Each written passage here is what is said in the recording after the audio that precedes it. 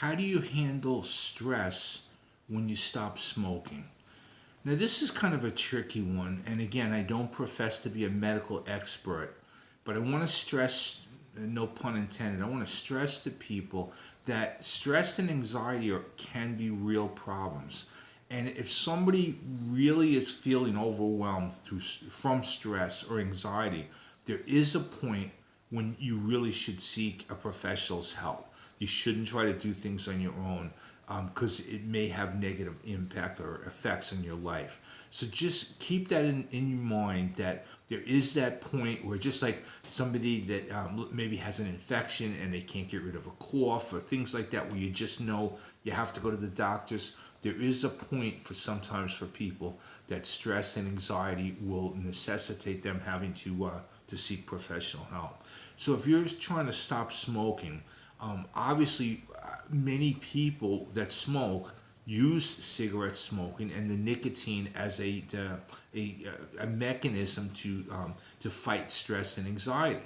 I know when I was a cigarette smoker, the whenever I felt more stressed or more anxiety, the first thing I wanted to do was light up a cigarette.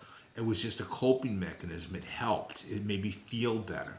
And that makes it very, very difficult when you're quitting smoking or stopping smoking.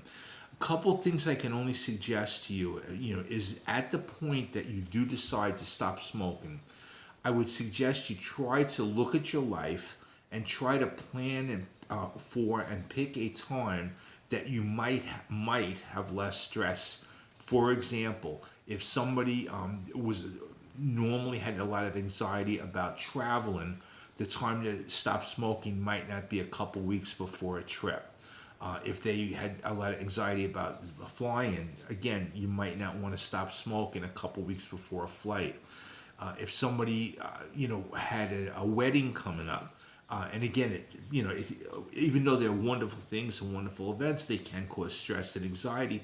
It might be better to not choose to quit smoking right before that, because anytime you add stress or anxiety to your life, the knee-jerk reaction will be to go back to smoking because it makes you feel better.